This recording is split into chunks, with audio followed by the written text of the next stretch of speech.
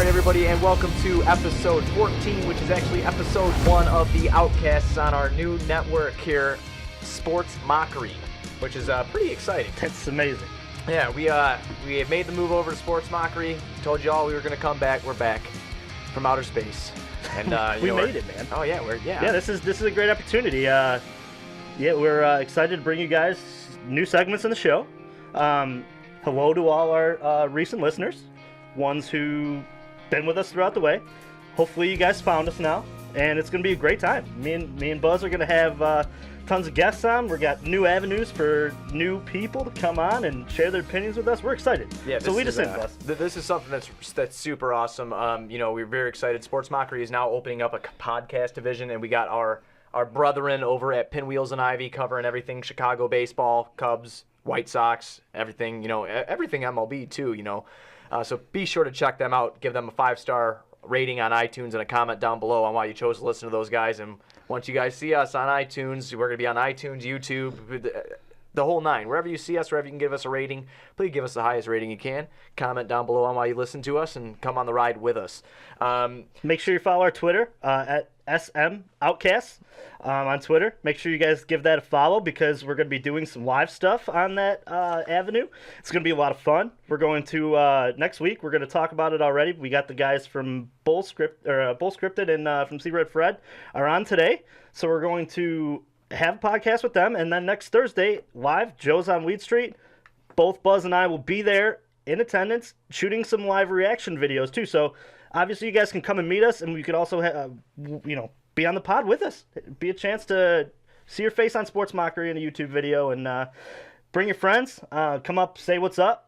We'd be happy to, introduce ourselves, shake our hands, and we're back to hitting our head on the mics again. So this is great. I felt like it's been a long time since 2 weeks off. So since we've done one of these. So it's a lot of fun. So we're gonna dive right into what the show is going to be about, and you can go ahead and take that, Buzz. Basically what the show is going to be about, it's going to be the same thing if you've been watching us before. It's going to be the same exact thing. We're going to tackle our Chicago sports, whatever's hot in the mainstream media. We'll comment on that too. No restrictions, none of that. We're going to do exactly what we want, how we want to do it. We have that platform to do it, which is awesome.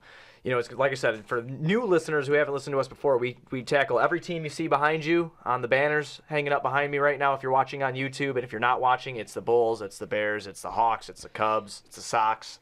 I got all those guys hanging, or all those teams hanging up there. So, we're going to be covering all of it.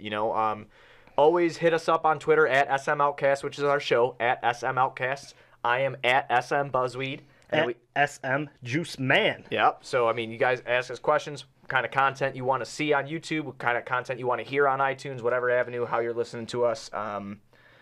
That's So just to describe what the show is going to be, we're not professionals. We're not in the trenches with these guys. That's why we're outcasts. Every week we do our own research. We formulate our own opinions based on what everybody can hear. We come out, we're outcasts. So hop on, become an outcast with us.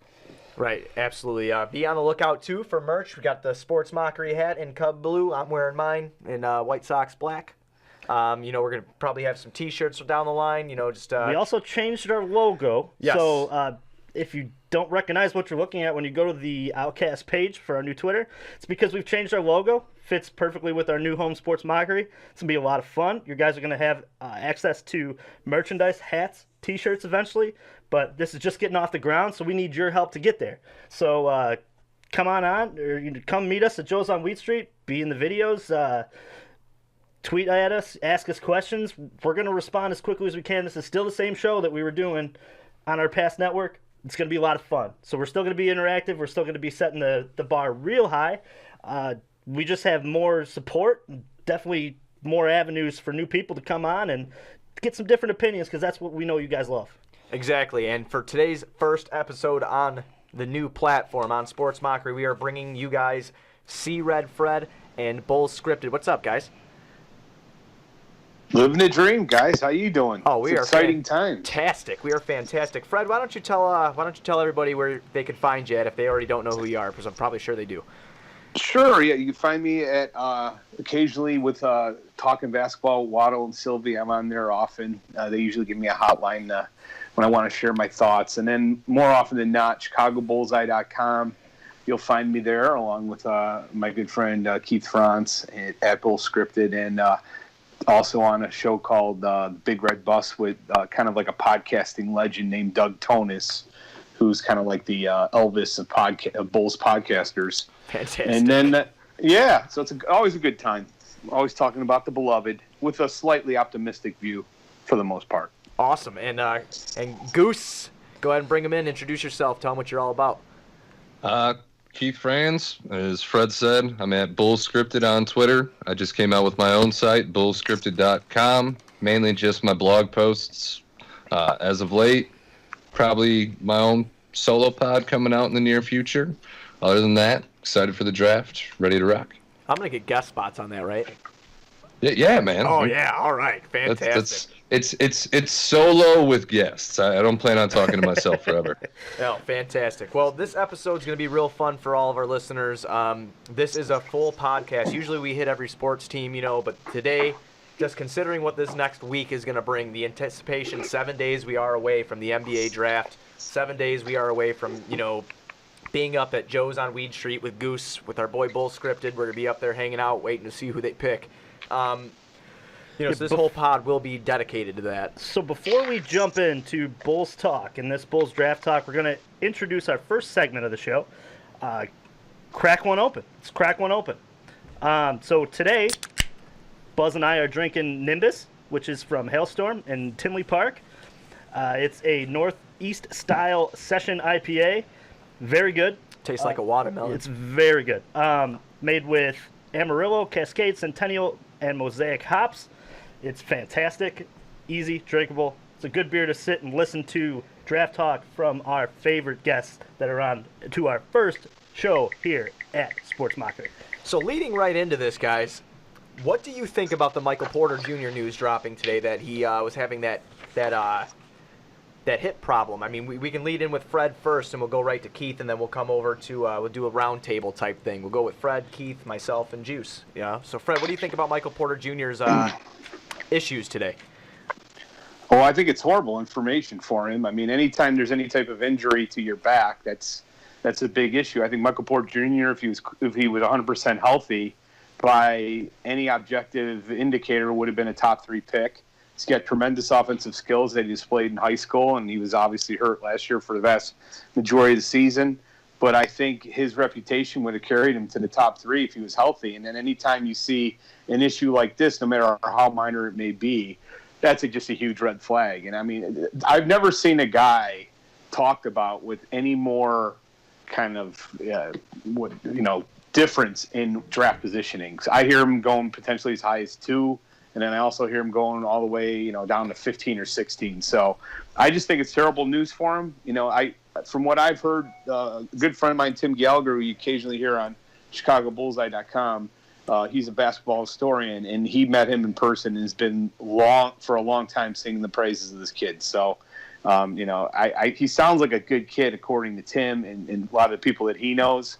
But it's just really disappointing, I'm sure, for him and his family that you're going to push it back a day because it's probably going to cost them some spots, I would imagine. All right, Keith, what do you got, man? I think it might be more trickery. I think the timing is too convenient of this reoccurrence. Obviously, the concern is that the hip spasms he's having are related to the herniated discs.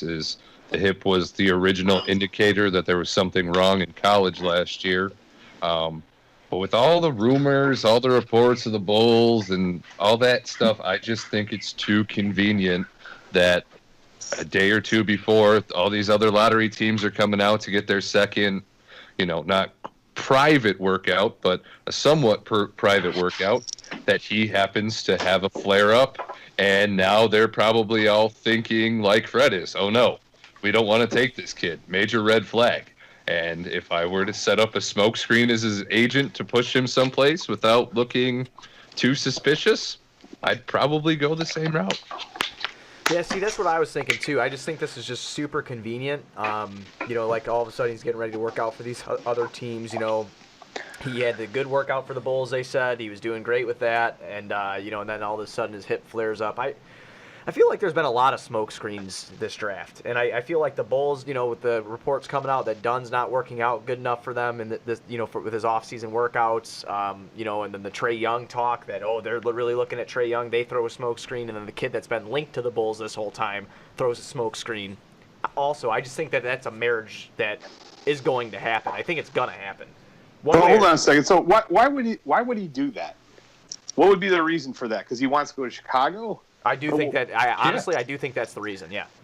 So there's a different slot there. You think he's actually going to cost himself money to go to Chicago because he doesn't want to go to Sacramento? I don't understand that. I don't buy it either. I just think what's the reason? Why would he want to go to Dallas? Because Dallas so sucks, awful Fred. Yeah, I'm just gonna be honest. In case with you didn't notice, haven't we? Recently we haven't actually been tearing it up lately. Well, I'm just being devil's advocate there. I think there's a bright future for us, and that's exactly what this whole conversation is for. This is what makes this fun. I totally get what you're saying because I thought the same thing you did too. I was like, why would he want to cost himself money? It doesn't make sense. But being in Chicago, he's gonna have a million endorsement opportunities if he plays well, which I'm sure he will. He's going to get endorsement opportunities right off the bat because of how highly touted this kid is after playing only 2 games in his collegiate career. Well, 3 technically with the scrimmage that he played, in the beginning of the year for Mizzou. But honestly, I think it's all smokescreens. I think he's a Midwest kid. He's a homer. He went to high school at Nathan Hale, but he came back home to go to Mizzou. He loves Chicago. I mean, his family's linked here. I just think that it's something that I think that all the reports that I've seen and just things that I've read, it just seems like it's just a match made where he wants to be here. And maybe, who knows, maybe this is the first person that doesn't care about a couple more $1 million on his check if he wants to play where his family is close to. So that's, Michael Porter said himself at the Combine that he believes he's the best player in this draft, but where he goes is more important to him than where he is selected. He also added that his agent was going to handle all of his medicals, which we've seen hold true so far. Like Buzz alluded to, in Chicago, you will get better endorsement opportunities. LaVine already became product of that. LaVine pushes just about everything on Instagram now because he has 80 different promotional outlets to go through. I think he can make up the money that he would lose, the extra couple $1 million, and his family's already loaded. So he's not so concerned about the financial aspect like a lot of the other prospects are. He wants to go to the spot that he has the chance to have the most success at. Every major endorsement that LaVine signed was signed while he was in Minnesota after he won the NBA slam dunk contest. I think this is the most overblown thing I've ever heard, frankly, that going to Chicago means a ton more. Yeah, it would if you're comparing it to, let's say, Oklahoma City. But or if Dallas. we're talking about, I disagree with that. I think Dallas is a great location. They've won a title in somewhat recent history, definitely a lot sooner than we have, playing for Mark Cuban in the Mavericks. I don't think that's a bad situation. I don't think it's a bad situation. Really, any of the spots with the possible exception of Atlanta and Sacramento. But even so, Atlanta's a fantastic city, too. I think all this is kind of... You say Dallas. Atlanta's last in revenue. Dallas has no sales tax. 0. Right. Well, Dallas I can understand with. Dallas I agree with. But hang on. To go there would make sense. To, like you said before, it all comes down to location, where he wants to play and stuff like that. And I'll tell you something right now. Dallas has Dennis Smith Jr. that tickles your fancy, right? Who else they got that tickles your fancy now? I don't love Dennis Smith Jr. Then he's going to have to go. Point. Well, but that's the thing, too. So he's going to have to go. Maybe he doesn't want to go to a team that is like he's literally just going to sit in limbo for a few years when we have a team that arguably, if healthy last year, if LaVine didn't miss any time and those guys got to really play together, that team could have been a sneaky 8th seed in the East. They could have been. They played well. No doubt. So I think I think that's the reason why. And like I said, I don't know the kid personally. I have no idea what he's all about. But everything that I see of him is that it looks like he wants to be in Chicago. And that's the way I kind of look at it with the way that the NBA revenue is coming in as well. The cap, when his next contract is up, who knows what that dollar amount can end up being. He gets paid there. If he's already set when it comes to Chicago with endorsements, sponsorships, things like that, then he's able to obviously bet on himself. And it sounds like this kid is willing to bet on himself. He said he's the best player in the draft. I like Porter at 7 because I think the Bulls are in a great position to draft based on potential, and I potentially think that he's the top pick in the draft. I just don't know if he's going to be there at 7. Even with all this injury background, it's going to be tough to dictate where he's going to be. The difference between 2 and 7, 2 is a $6 million slot, 7 is 3.6. That's a massive difference. And I understand, he's probably wealthy and everything, money doesn't matter. I don't believe that for a second. I really don't. I think he seriously has injury problems. And anytime you had a back, we know people have had back injuries. I've never met a person who's gone under the knife with a back injury who's ever been the same, who's ever just totally avoided that issue. People have muscular back issues all the time. Everybody has that. If you're going under a knife, it's a massive red flag. And I think this is a huge disappointment for him. So maybe this is all a big one scam to get him to the Bulls. If I were the Bulls, I wouldn't even, after this, I would seriously consider not drafting him. Right. It's a major problem for me. I could totally see that. And like I said, I'm not one of those guys that are a Michael Porter Jr. homer where I'm like, oh my God, if we don't draft him, the world's over. I just think it's weird how all these, I just feel like a lot of smoke screens have come out within the last week, not only from the Bulls organization, but now from Porter. I just kind of, conspiracy theories are fun, reflection. Let's just assume what you're saying is true. Let's assume this is a big plan by him and his agent to get to Chicago. That's a horrible reflection on him. I mean, why?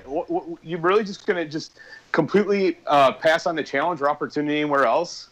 I mean, Chicago's a great city, no doubt about it, but I don't know. It just seems like to me it's kind of ridiculous that you'd be not embracing the challenge anywhere else. Yeah, I could see that. Like I said, I could see it. I think that kid wants to be here. Whether or not that's the case, I don't know. But how everything looks, being at Oak Street Beach, being, always, I don't know if you follow him on his Snapchat, but that kid's always at the Hilton. Have you noticed that? Kid, I can't even get a room at the Hilton, man. It's like, damn, man. He's always at the Hilton. I don't know. I just think it's a very weird situation, and I'm very curious to see, how this whole draft plays out in a week. But transitioning on over, with our opinions on the Michael Porter thing, and since we're talking about smoke screens, what do you guys think about the Trae Young talk at 7? Did you say Trae Young? Yeah, I personally think the Trae Young talk is smokescreen. I don't see the fit. I don't see the need. Yes, he's a great playmaker. He's a great shot maker. He also led college in turnovers. He was a high usage player. Our biggest problems last year were we didn't have enough usage to go around and we sucked on defense. Trae is not going to help us with any of those problems. So unless the Bulls have a feeling beyond all that he's going to be able to replace Chris Dunn and Zach LaVine as a top number 1 option on this team, I don't see how that pick holds any justification. Yeah, I agree with that. I think the Bulls are one of the few teams where he could actually thrive and actually play halfway decent in. It's because of Chris Dunn's defense. He can guard anybody from a 1 to a 3. He has that versatility, and you could kind of play him as a 2 on offense, almost kind of like how the Bulls played with Heinrich and Gordon, where Heinrich would always play the tougher, backcourt assignment on the other end. So I think it could work potentially, but he's nowhere near my top. I would be appalled if they took him at 7. He's a fantastic shooter. He's a great passer, but he's far too small to play and become a real superstar in the NBA. I just don't see it happening. All the Curry talk is insanity to me because Curry's a legit 6'3". He's an underrated athlete. He's got, fantastic quickness and just highly skilled. Trae Young is definitely, I think, a lot closer to Jimmer Fredette than he is to Steph Curry. I think he's better than that. He's going to be somewhere on the spectrum.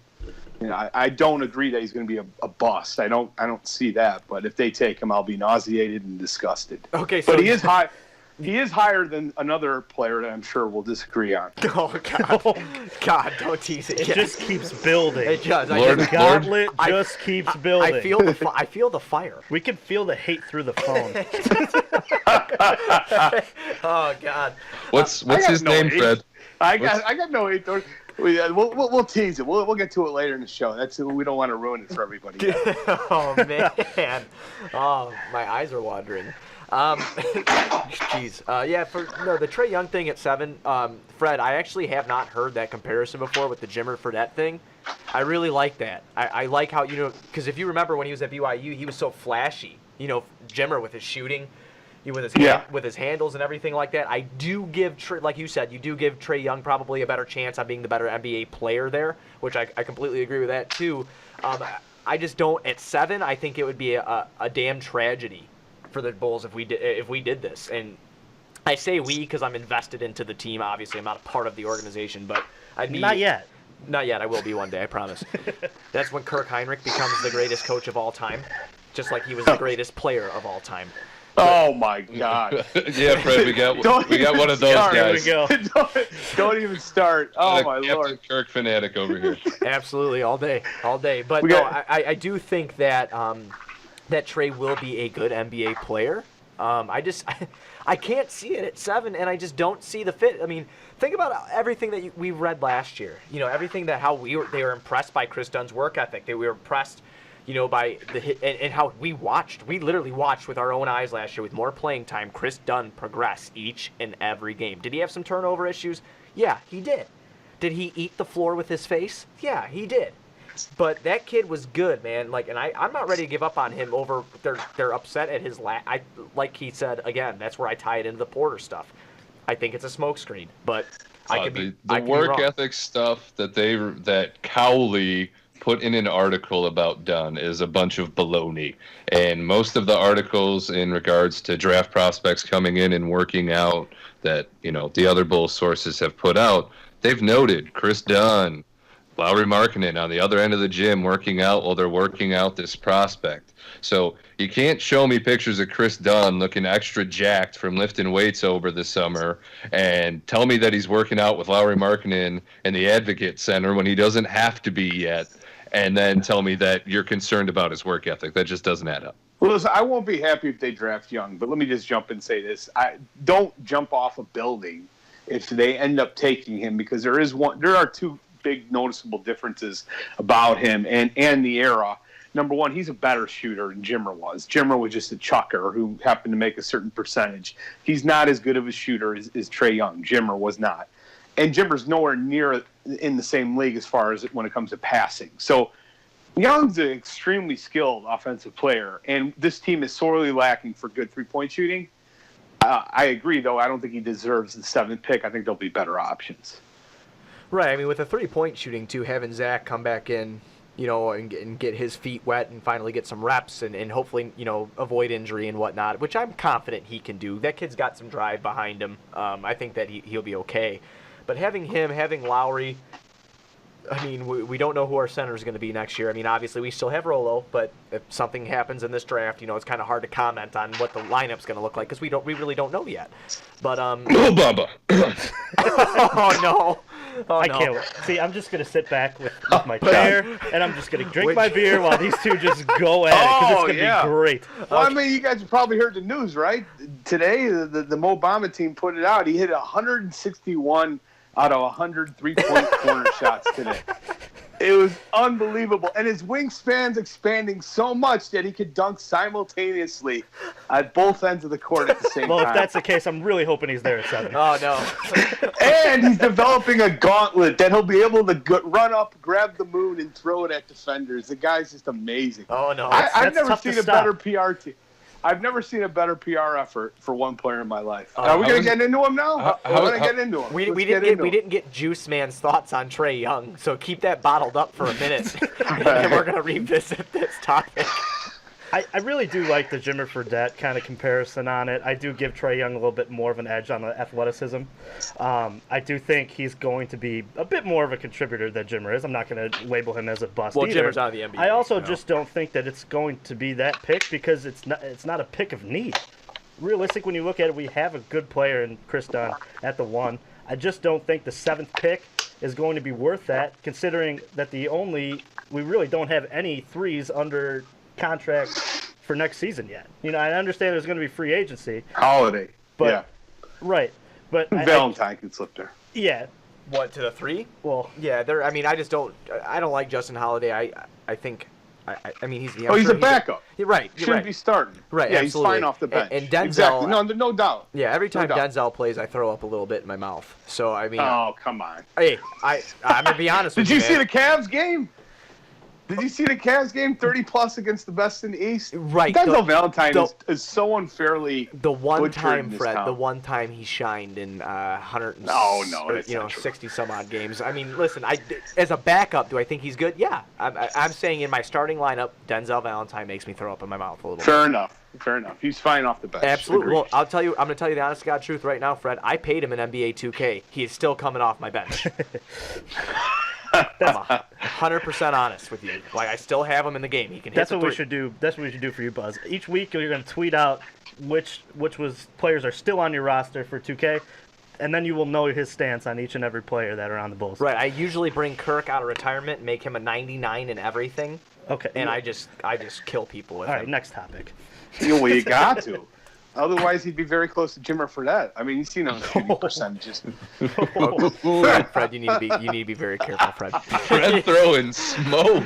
Oh God, it's not the time and place for this, Fred. It is not the time and place for this. Well, let's have it one day because I really enjoy we that will. conversation. Oh, we will, Fred, and I'm gonna go on. Yeah. I'm gonna go on Chicago Bullseye for it.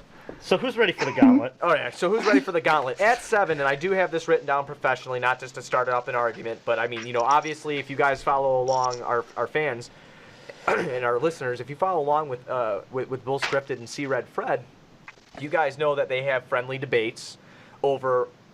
Essentially every player. Really, when you look Almost. at, Yeah, almost. I follow both of you guys. It's been really fun to get your guys' opinion on both and to watch you guys kind of go back and forth. So I thought this was going to be a great segment for the show here, bringing you guys both on, and you guys getting the floor to kind of go at your Mo Bamba talk. Right? Why? So why just the? I don't know what the right word is for it. Disdain, The I guess. hostility? Yeah, the hostility, disdain for Mo Bamba, Fred. I mean, I'm just gonna give you my opinion on him real quick, if that's okay. I like that. Yeah. I like that he has like an 8-foot wingspan. The kid's hitting threes. I think that he has the drive to be better, which is cool. Like to see that somebody I want to be good. And stuff like that. Working on different aspects of his game. Working from shooting with Kevin Garnett to working with Joel Embiid's coach. Like I mean.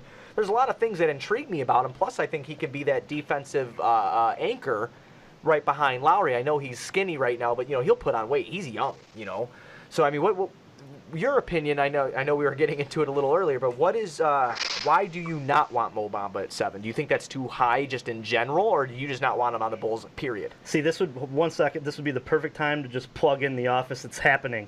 Remember when Michael Scott is running out of, it's happening, and he's hiding behind. So here we go.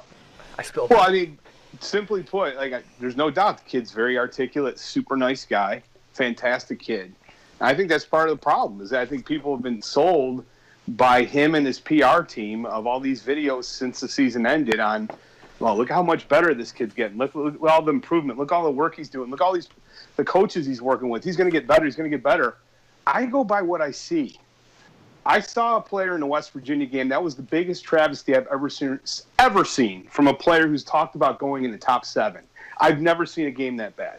The kid has, to me, 0 legitimate offensive skills.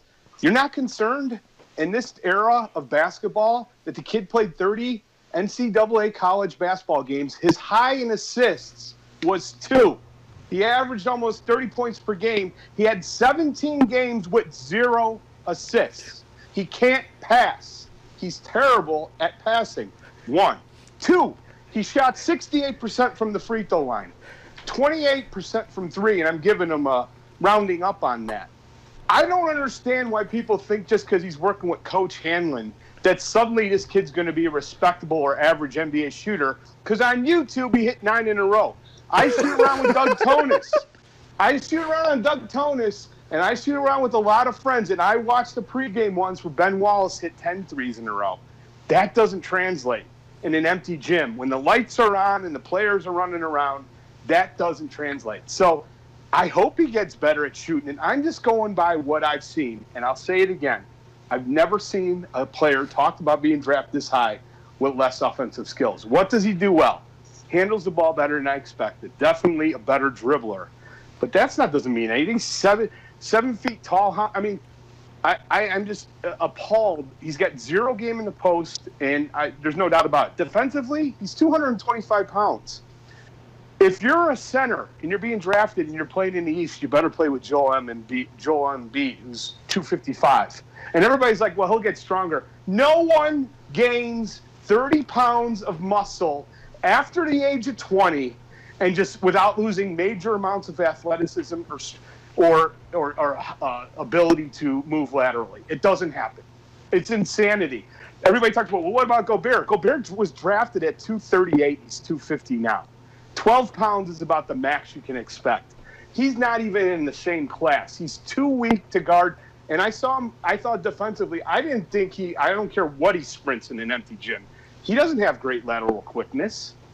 I don't care how long his wingspan is. Do you know another guy who had pretty long wingspan? Hasheem Thabeet.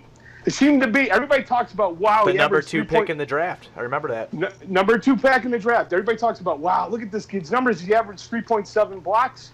Well, Hasheem Thabeet as a freshman averaged 3.8. The one stat that never translates is blocks. I don't care how many blocks he has. As a big man in today's modern NBA, you better bring more than just guarding the rim. Paul Gasol's fantastic at that. If that's what you want, sign Paul Gasol because he's good at guarding the rim. You got to be able to guard out in the perimeter. You've got to be able to move laterally. And I just see a kid like Wendell Carter Jr., who I think is 1,000 times more skilled, and he's a year younger. Like, what are we talking about? This is so Fred. Let me get this right. At 22. Let me get this right. The 260-pound 19-year-old is going to move better on the perimeter than the 230-pound big man with a Have you watched 8-foot wingspan. Have you watched the games? Hold on. Yes, I've watched plenty of the games. Do you think he has greater lateral quickness than Carter? Like, I want to see the video. I think his presence and not being able to get past his spread-out condor wingspan and his foot speed is greater than Wendell Carter's on the perimeter. And I have another question for you. Why are you willing to pay somebody, Clint Capella, who's never shot a jump shot in his life, probably has even less assists, shoots worse from the free throw line? Why are you willing to pay this guy a big deal in restricted free agency, lock him up at $18 to $20 million for 4 years, but you're not okay drafting Mohamed Bamba, who is the bigger version of Capella, weighs more than Capella when he was drafted, is taller than Capella when he was drafted, has a better wingspan than Capella, and has better offensive potential. So why does that make sense? Yes, he does. Based on what? What potential? Hold on. Potential gets you nothing. Capella's done it in the league. He's performed in the NBA. In the fourth season. In the fourth season. In the Big 12. I don't understand what the difference. You mean to tell me you would rather have right now Capella than Bamba? That's what you're telling me. Listen, this draft pick, I don't care how much that's cash. That's cap space that you're giving to Capella. You know how important this draft pick is? You're getting a player, the most important, arguably, asset is getting a draft pick this high under a rookie contract for 5 years. It's far more important. And he complements your best player, Lauri Markkanen, way better than Mikal Bridges, who's 22 years old, shot 29% from three in his first year, averaged 7.3 points per game in his college career. You cannot find, oh my God, you cannot find guys that go 29, 38, 42. That rarely happens. That's what Mikal Bridges did. They find guys who were said that they couldn't even play at the college level because they were too weak and gangly and had to redshirt and only have the good. They won a title. They won a title. They were the best college basketball team in the country. Well, don't you join that team? Right, and I do think Mikal is a good player. I just think that it's a little high at 7 for him because I think he was a good system player. No, if he was 19, this wouldn't be an argument. He's 21, and everybo's ages. Draft. He shot 29% and scored 6 points a game when he was 19. That's why he didn't go when he was 19. Well, he shot 42% last year. He won a title. He's one of the best defensive perimeter players in the country at a position which matters in today's NBA.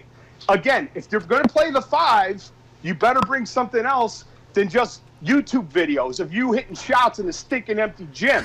So that doesn't deserve a 7 pick. We're not drafting the center to pass. We're drafting the rim protector to protect Lauri Markkinen's weakest We flaws. don't need a rim protector in today's NBA when you better have a big man that could pick and roll on the outside. Playoffs with Donovan Mitchell and Rudy Gobert in the West. How did Gobert do against Golden State?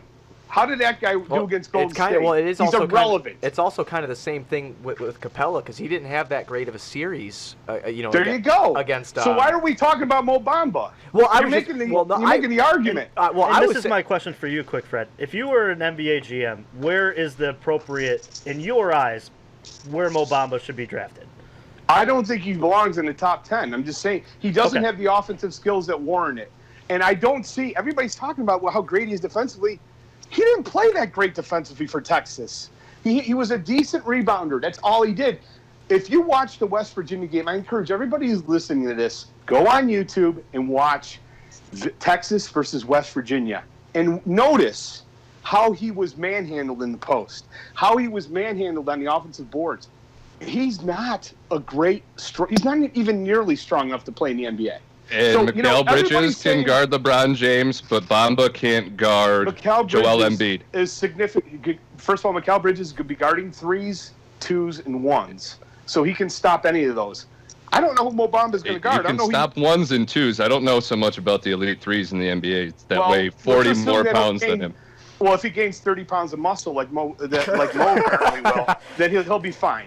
Well, Mo's 20. I don't know many 22-year-olds that go from being a twig to being a powerhouse overnight. He's not a twig. He's built much better. He went from twig to where he is now, and that's why he is what he is. At 18, 19, he couldn't play. Now he's strong enough to play. Point me at the game tape that you were impressed. I want to know it because I saw the Duke game.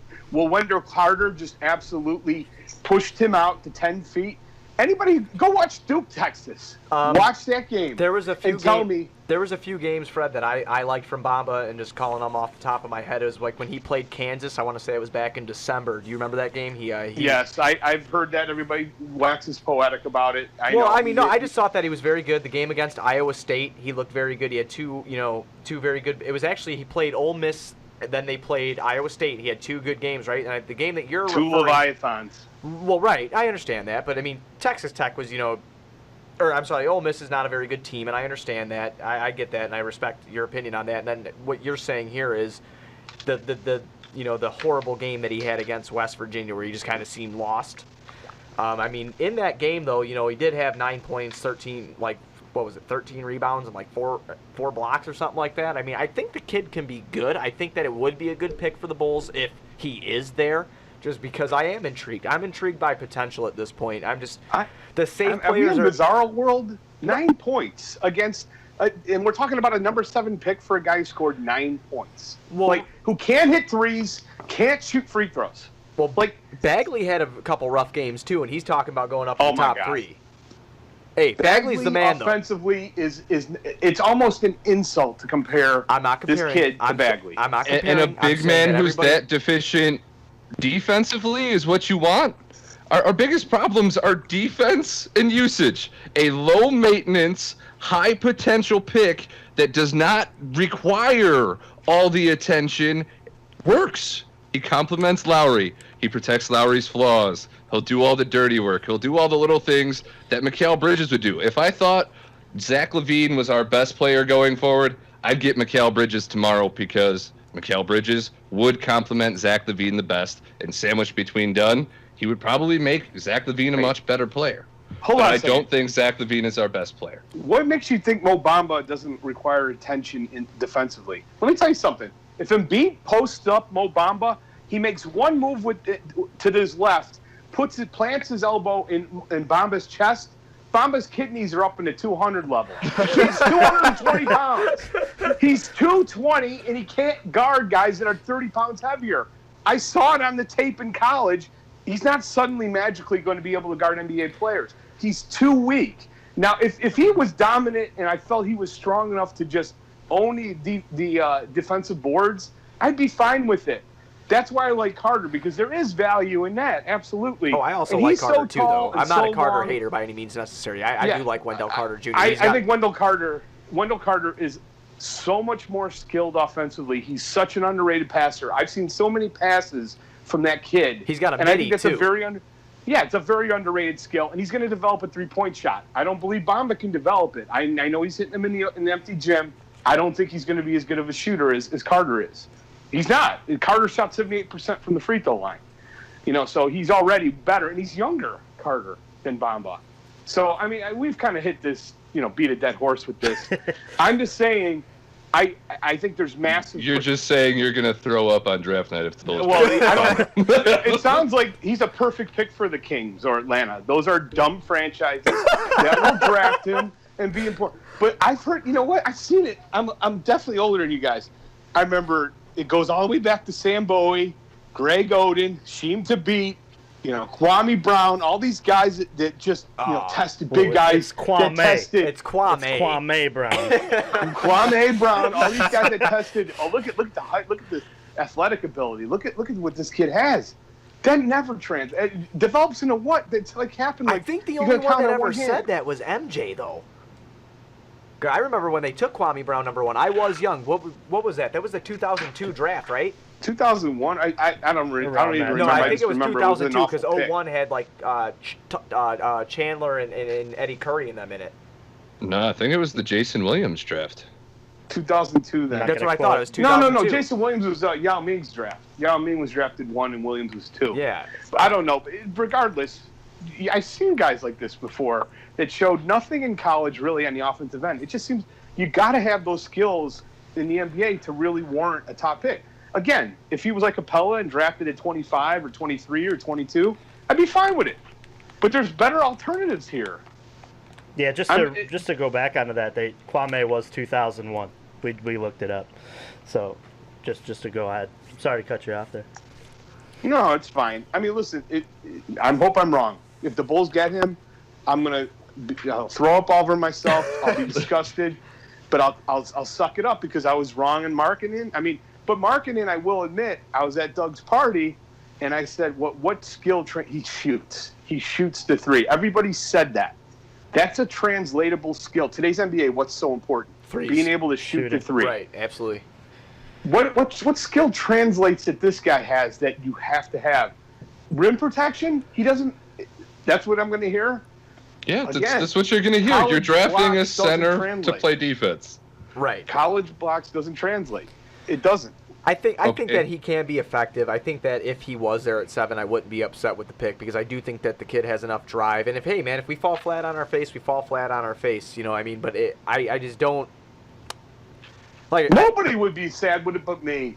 Everybody just loves this kid. I don't. I said, I have my pick that I kind of want at 7. And what's that? Well, if Porter is not there, so hypothetically, Fred, say that Porter and Bamba are gone, right? I kind of want Kevin Knox, man. I like Knox. I like Mikal Bridges too. I wouldn't be upset with really either of them, but Kevin Knox is he's very intriguing. Athletic, man. He could shoot the ball. His off-season workout tapes. Just another guy who's committed. Like, it's a very strong draft. So in fairness to Keith, he's been talking about Knox forever, and I've definitely spent time on him recently, and he's definitely. I mean, I far prefer him to Mo Bamba. He's clearly got skills that will translate to the NBA. He clearly does, and I see similarities with him and Ingram, who I think is going to develop into a really nice player for the Lakers. So I like him. So I've at least got you to cave on Knox. You're still throwing up at Bamba. I was never against Knox. It was just I was never against Knox, and I was never against Bamba until I watched 20 of his college games, and I'm like, what are people? Are you kidding me? This guy has zero offensive skills, and I don't know. Knox can bring it, but in order, let me just say this: I still prefer Knox is great because you drop him at the 3, and suddenly we got a team. There's a huge hole there at the 3, but I prefer both Bridges to him. I think both of them are going to be better pros. But Knox is younger, so he might have a higher ceiling, but he didn't play better than Mikal Bridges. How did, as an 18-year-old freshman, Fred, Knox did something that Mikal Bridges has yet to do at 21 years old. Knox led a prominent school to the tournament, to the Sweet 16. They did not have a supporting cast around him. They did not have spacing. The second best shooter on their team was Wenyan Gabriel, who only started 7 games. Shea Gilgeous-Alexander was the only other player that really stepped up for that team. What Kevin Knox has done is 18. Mikal has never been able to do his whole entire career. Well, I can't he help was it a that second Bridges option to was on a Villanova. team that won 2 NCAA titles. Fred, It's that has super nothing to talented do team. with it. It had super a ton to do talented with team. Bridges. What do you think? He's going to throw about his contribution? He was the best defensive player on that team.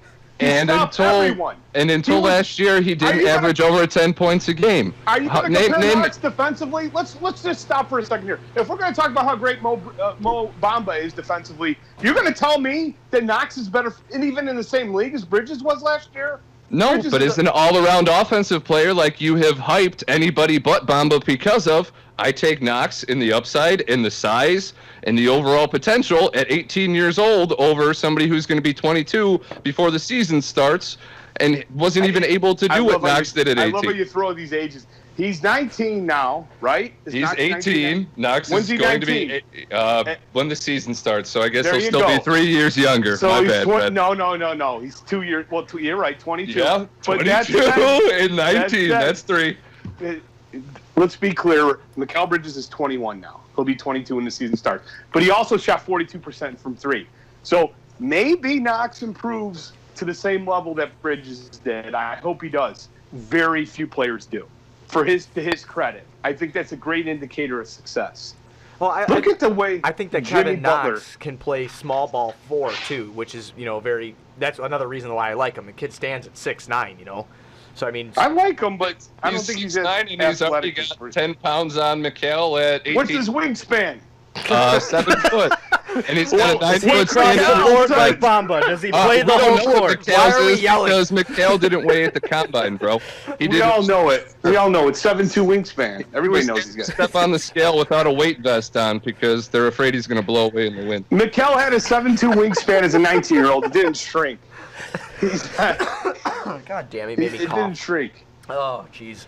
All right, well, We're gonna His arms- translate. Yeah, we're gonna translate here. we're gonna take that. We're gonna that was was 20 fantastic. minutes of gold. And if we are all not rich by the end of this podcast, I don't know how anybody else has a better podcast. There were times where I was yelling. I don't know what we're yelling about in the Michael Scott voice. It was something else, man. That was. If we I had, finished a full beer while you all talked. yeah, That me was too. something I else. had a whole beer, and it was fantastic. We're gonna every translate into the Memphis Grizzlies rumors. They're at 4 in this draft, and there's been a lot of speculation that they're going to try to trade that pick to shed some contracts that they have on the roster. What's your guys' thoughts on that? We're going to start with Bull Scripted. I think the possibility of Chandler Parsons in the 4th pick with the ability to keep our 7th pick is something the Bulls should just about do anything to get. I think 4 and 7 in this draft would be another accelerated offseason. Granted, we would have to eat $23 million next year, and I think 24, 25 the next, so close to $50 million in total. But that would all be cleared up by 2020, which is the offseason that you'll have Jaylen Brown, Brandon Ingram, Anthony Davis, DeMar DeRozan. There's a better free agent pool that year. This year we're at LeBron, Durant, Paul George. Going to be Jimmy out, play if he doesn't extension, and Kawhi. Right. So I think the class may actually be the class that we aim for taking a big swing in. So I think it would make sense. Right. What do you think about it, Fred? Well, I don't believe that Memphis would be dumb enough to send us the 4th pick without us having to send them number 7. I have a hard time believing that's true or remotely true. I think if they did, we had to take Chandler Parsons. I agree 100%. I just don't see it happening. I thought it was the weirdest Sam Amico news article I saw. I don't believe and he it. referenced that Spencer Dinwiddie, the Nets' 29th pick, in future picks are currently what's being talked about with Memphis for Parsons in 4th. Wait, I'm sorry. Insane. Can you repeat I think that? it sounds stupid. Spencer Dinwiddie, 29th in future picks are what is being talked about. That was what was referenced at the bottom of Sam Amico's article in regards to the Grizzlies shopping Parsons in the 4th is a package deal. Wow. Well, If they're dumb enough to do that, we should be able to beat that with 22 and No, take your 22. pick. 22, Portis, Rolo is the cap filler, and even if you have to throw a future protected first in there to take Do it. 2 giant swings in this draft, I think that's something that the Bulls, if true, definitely need to pursue. I mean, you guys and are in get the on. same boat here as I am. That can't be real. That's I agree. Trust me, I think it sounds extremely stupid, but when you think about it a little bit, with Marcus Saul and Mike Conley, they probably can't get rid of all 3 of these contracts.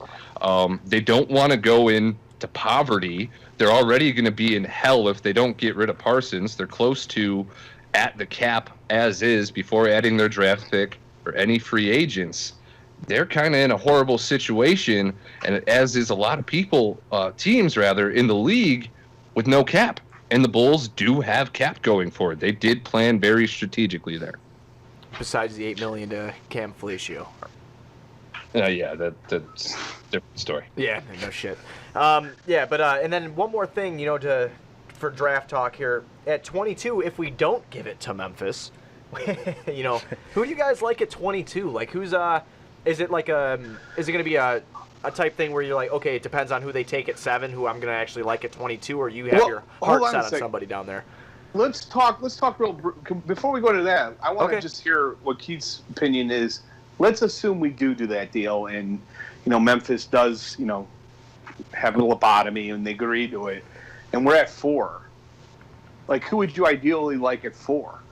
No, that's tough. I don't know. With that is very tough with the MPJ rumors going around. I mean, I guess you hope Jaren Jackson's there at 4. There you go. Yeah, I would say JJJ. He's number 1 by it's not even close to me. I think and he in fact, fits Hoy Ball very well. I have him ahead of Luka Doncic. Wow. I have him ahead of Luka Doncic. Oh, really? For the Bulls team, I could understand that because Luka, where I do think he is a good enough prospect to justify transcending fit on a team, I do think keeping Levine, not kicking Levine to the side for Doncic, and adding Jackson is a better equation than just adding Doncic and removing Levine. Okay, yeah. Yeah, absolutely. I mean, just Doncic, I have major concerns about what does he do best. I've watched a lot of his tape, and he's clearly got great court vision.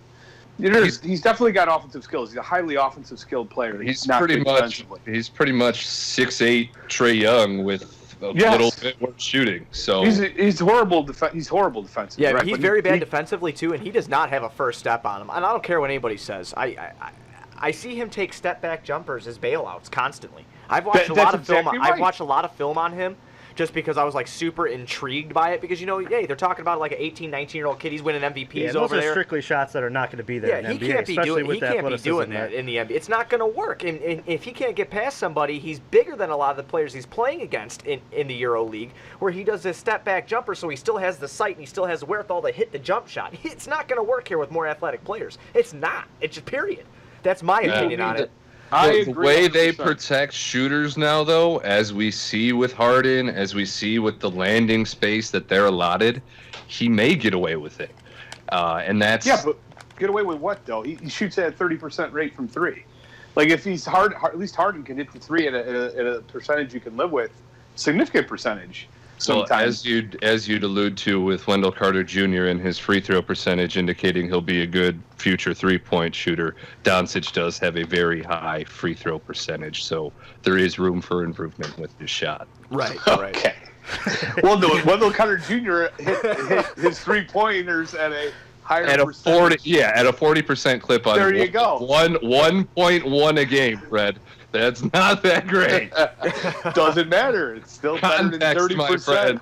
30% Context. from Luka. If he doesn't learn how to improve the jumper, he's going to be a bust. So That's it. at pick 4 here, I think it's all so hypothetically say we get what we all think is pretty much gonna happen. We get the DeAndre Ayton, we get the Marvin Bagley, and then what do you do? A toss up between Luka and JJJ right now? Is that pretty much a consensus here?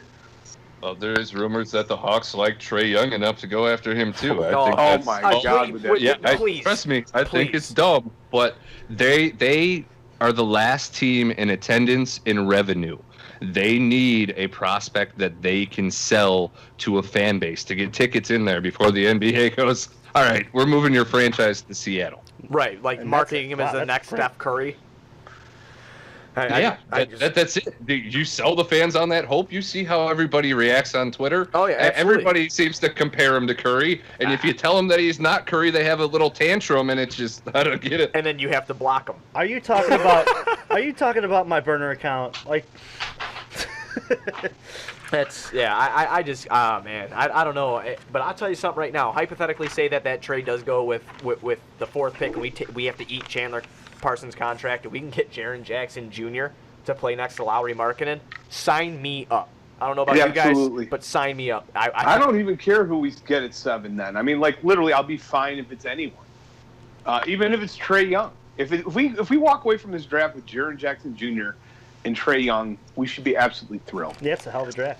Yeah, man, I tell you what, my dream scenario, if MPJ was gone, if we were able to land, JJJ, and then maybe grab a Kevin Knox or one of the Bridges boys. Oh man, what a fun young athletic starting lineup. Agree and plus, 100%. if we got 4 and 7, we're definitely winning the summer league championship again. Well, I don't know. Laurie's not playing. Who knows? Oh yeah, I did see that report that he's not playing. Why? 'Cause he's too good. Are you kidding me? And he's playing in FIBA again. So Oh, That makes sense. Oh, that's Yeah. a mistake. yeah, he's the best Finnish player to come out of there. I agree, Fred. I think it's a horrible mistake. I think it's stupid. You have an injury that's non-related to Bulls activities, and that just would be the worst thing ever. So I disagree with it, but I also understand why he's doing it. He's the biggest basketball player to ever come out of Finland. He feels that he owes it to his country. Yeah, I understand that. I get that.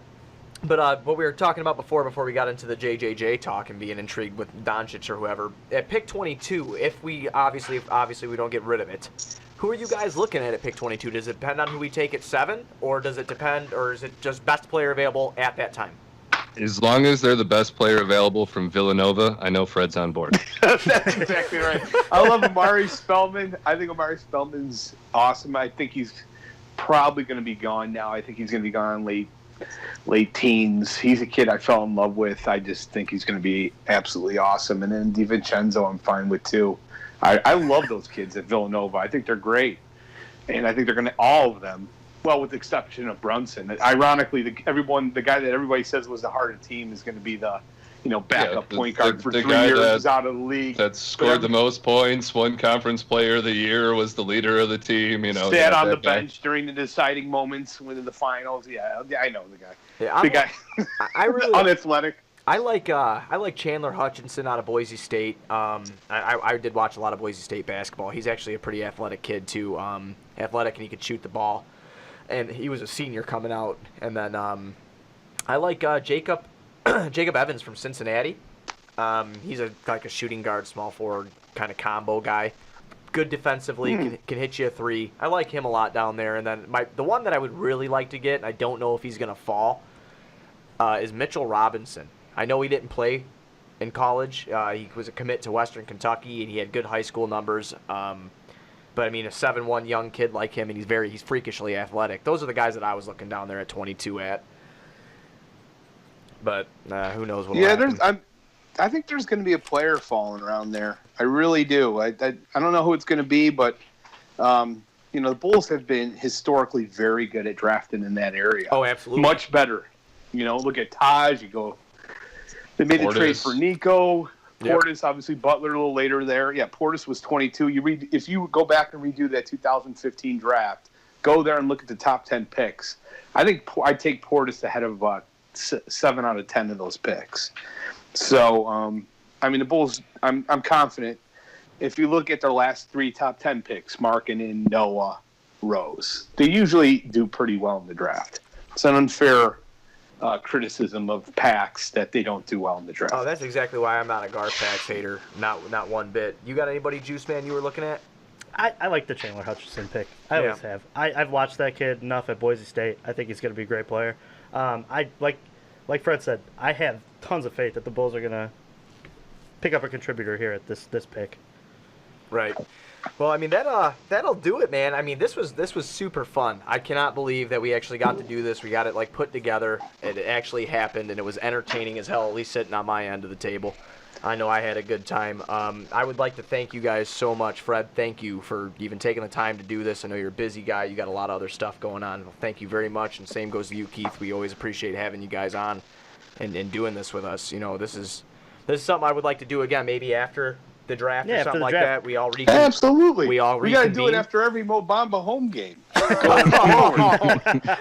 Going forward. Let's just plan on it. We're just gonna have to throw our money into a studio fund. We're all just gonna have to go meet at the studio. That'll be something. Oh my God. Hey guys, it was really enjoyable. Keith, always a pleasure talking to you. It's always good to talk. You know, I know we yell at each other, but no, it's all in good fun. I'll tell you what, I don't think we ever yelled at. I don't think we ever disagreed on anything for the most part. Keith and I see eye to eye. Keith and I see eye. We were always able to find a middle ground regardless of what the topic was. And I think for us here, our middle ground between McHale and Knox is probably Miles. And our middle ground between Bamba and Wendell Carter Jr. is Jared Jackson Jr. So, oh my God. That's what we have to cling to. But no, yeah, it's been great, guys. Really enjoyed the show, and all the best to you, man. We got to have you on the Bullseye soon. Hey, anytime you want, Fred. I mean, both of us. Anytime you want, just you got our contact information. We'll shoot you our numbers or whatever. You know, we're pretty sure you're not a serial killer, so we'll all be good. You have our phone numbers and whatnot. And, we'll get together and we'll make that happen, man. You know, teamwork makes the dream work. But and again, Keith, I appreciate everything you did today, man. Coming on, and we will be seeing you next Thursday. Thursday, correct? Yeah, it's gonna be a lot of fun. Thursday. Joe's on Weed Street. I won't get to watch Fred throw up at Doug Tonus's party, but I'll get to watch one of you guys throw up at the bar. So well, maybe we could send somebody from Sports Mockery over there to record the puking when Mo Bamba becomes a Bull. Oh, I'm gonna puke no matter what. Probably it's gonna be Buzz, Juice, and Goose are gonna be on the loose. So I don't know. Oh, there we go. Oh man. All right, Keith. Well, we appreciate your time, man. I'll be talking to you this week, I'm sure. Have a good one, boys. All right, man. You too, man. Take care. So that was our guests at Bull Scripted, at CBE Fred. For our first episode, I think that we started that with a bang. Obviously the viewers didn't get a chance to hear a lot of our opinions because we're with, analysts like C Red Fred and Bull Scripted. They have tons of knowledge, and they're not saying that we don't, but these guys write about the Bulls every single day. So make sure you guys go out there and find them on Twitter, find their articles, read their stuff. They're great. Obviously, we have an own Bulls writer here at Sports Mockery. Make sure you're reading his stuff as well. Yeah, don't be skipping out on my stuff. I'm better. But it's going to be really interesting for next week, Thursday. I feel like the Bulls have done probably all the work that they can to ensure that they're going to make the right pick here. And obviously, it's going to depend on where the cards lie as well. With the way the tank went this year, it didn't go as planned. They're not in the top 5. Obviously, we've talked about the fact that maybe they won too many games, but obviously it is a testament that the team was a lot better, and they're a lot closer than we really thought they were coming into the season. Right, it gives you a lot of hope. So if they could really hit, and we've talked some scenarios over this podcast based on, the Grizzlies maybe trading 4, and the Bulls obviously having the 7th pick, and maybe somebody's going to fall. Obviously, the Michael Porter Jr. stuff with the injury. We don't know if this is based on him wanting to play in Chicago, him dictating where he wants to be. But, hey, it's going to end up however it ends up, and the Bulls are going to have a choice at 7. And I have faith that Garpax and Collins and the whole Bulls organization is going to be able to do the diligence and they're going to have a pick of 2 players. And, hey, let's hope they get it right, because if they do, with the cap space that this young team has, and with the coach and the system that they're kind of going through right now, the Bulls could be an 8th seed next year if they take that next jump. If we see Laurie kind of really come out of his shell and take that next step, obviously we're going to see Zach back hopefully in a Bulls uniform, and I truly think that's going to happen. But he also is going to need to take that next step. Obviously, same thing with Dunn. And these guys who come in, they need to be immediate contributors, and I think that's a possibility. I really, it's obviously pipe dreams as of now because we don't know who's going to be on the board at 7, and we don't know if this whole Memphis Grizzlies thing is true. Dude, I just think, like I said on the call, I think that's all. You know? I think that's crap. I don't think that's real. No, but still, if it's out there, there's some type of warrant to what's going on. Right, I can see that, but I don't think it's real. But no, I've been a believer. Fair. I've been a believer in the beginning, and I've wrote about it before. And you can check out my articles on sportsmockery.com. I've wrote about it before. I honest to God, dude, I think that I'm going to be happy if we come away with a young lineup. If we keep 7 and 22, we address the small forward in the center position. Do it however you want, too. Yeah, flip it. I mean, don't care. You really think Take that best the bottom available anywhere you can do. Well, that's the thing, too. If the Bulls really think that the bottom of the draft is packed with big men that they could plug and play, my goal in this draft is to complete this starting lineup in this draft. That is my goal for this draft. That's the thing, too. Looking at their lineup as well, a lot of those guys are going to be on lower-end contracts. Obviously, Zach's going to get a decent chunk of change. But going into it, the Bulls are going to have a lot of cap space to make improvements to their team. And you're hoping, if you hit on these 2 picks, they're improving the bench. They're improving their depth. And once you improve their depth, as we saw in Golden State, that team has been to the finals for the last few years.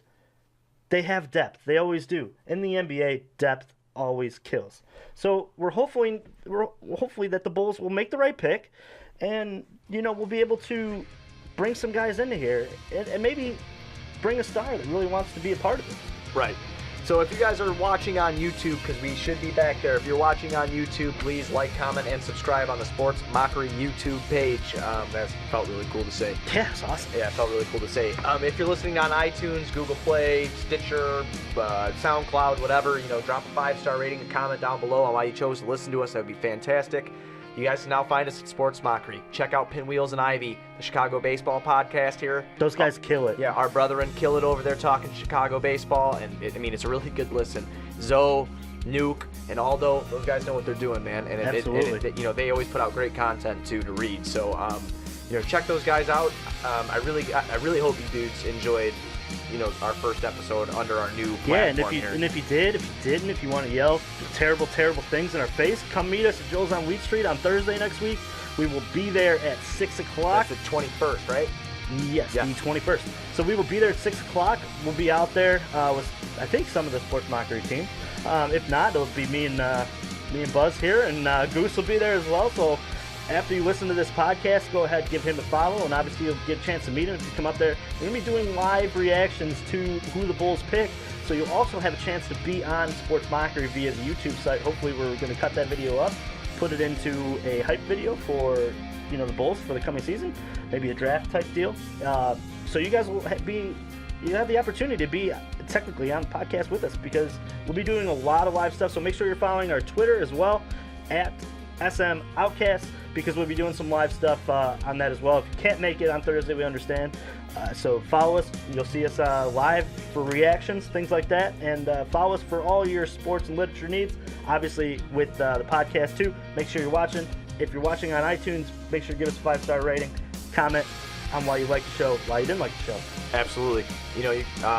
Being on this new platform is just super we're humbling excited. And super cool. Like I'm very, very excited for I've met we've met a lot of cool guys on this ride since we've kind of been doing talking and stuff like that. So and this was kind of the debut show. This is going to be put into whatever pilot episode this will be. The show will have a different structure in the future. We're going to implement some segments. We've talked about them already. We just wanted to make sure that both scripted and See Red Fred were both able to portray everything that they wanted to say tonight, because, like we said, the Bulls is a week away. Right, the Bulls draft is a week away. This is something we had planned for months, before. So we didn't want to let this go because this is something that we're very passionate Bulls fans. But thank you guys so much, for listening, for sharing. I mean, since I've already put out the article, I know you're going to hear this in a day or two. But since I've already put out the article, it's been shared a bunch over Facebook and on Twitter, retweeted, liked. Thank you. Enjoy this ride with us, and we'll be back next week live from Joe's on Reed Street. We won't be recording like this, but we will.